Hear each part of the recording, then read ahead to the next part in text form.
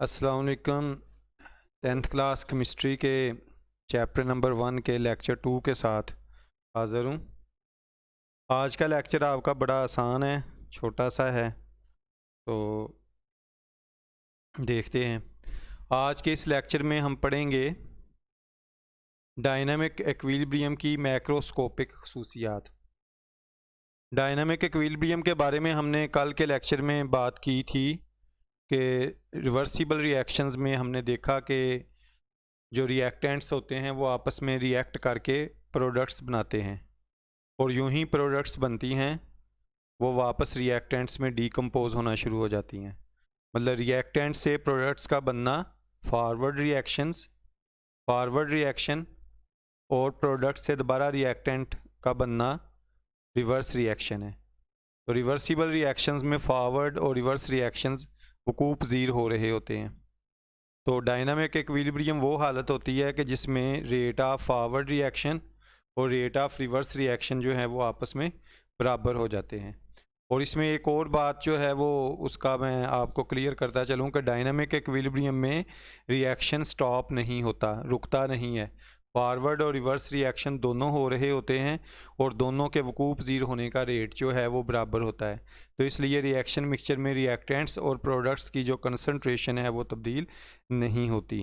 तो आज के इस लेक्चर में हम डायनामिक इक्विलिब्रियम की मैक्रोस्कोपिक खसूसियात के जो ज़ाहरी हमें नज़र आती हैं कि क्या क्या उसकी खसूसियात हैं और उसको कैसे हम हासिल कर सकते हैं, तो वो पढ़ेंगे। तो जी, डायनामिक इक्विलिब्रियम की मैक्रोस्कोपिक खसूसियात। तो पहली बात है जी, इक्विलिब्रियम को सिर्फ बंद सिस्टम में ही हासिल किया जा सकता है। बंद सिस्टम से मुराद ये है कि ना तो कोई चीज़ सिस्टम में दाखिल हो और ना कोई चीज़ सिस्टम से बाहर जाए। मतलब कि डायनामिक, क्योंकि अगर देखें, अगर सिस्टम ओपन होगा तो प्रोडक्ट्स, अगर गैस है तो वो तो निकलती जाएगी, तो फिर वो दोबारा कैसे डीकम्पोज होगी अगर वो उधर रहेगी नहीं। तो इसलिए इक्विलिब्रियम सिर्फ़ और सिर्फ किसी बंद शक्ल सिस्टम में हासिल किया जा सकता है। और बंद सिस्टम से मुराद ऐसा सिस्टम है कि जिसमें कोई चीज़ सिस्टम में दाखिल ना हो रही हो और कोई चीज़ सिस्टम से बाहर ना जा रही हो। अच्छा जी, उसके बाद है जी, इक्विलिब्रियम की हालत में रिएक्शन रुकता नहीं है।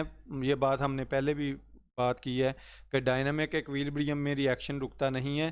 फॉरवर्ड और रिवर्स रिएक्शंस दोनों हो रहे होते हैं और दोनों का रेट सेम होता है। तीसरी बात जी, इक्विलिब्रियम की हालत में रिएक्टेंट्स और प्रोडक्ट्स की कंसंट्रेशन तब्दील नहीं होती, हत्ता कि तबई खसूसियात, रंग, डेंसिटी वगैरह भी एक जैसी रहती हैं। मतलब क्यों तब्दील नहीं होती? क्योंकि जितने रिएक्टेंट्स प्रोडक्ट्स में बदल रहे हैं उसी रेशो से प्रोडक्ट्स रिएक्टेंट्स में बदल रही हैं। तो इसलिए रिएक्टेंट्स और प्रोडक्ट्स की जो कंसंट्रेशन है वो तब्दील नहीं होती।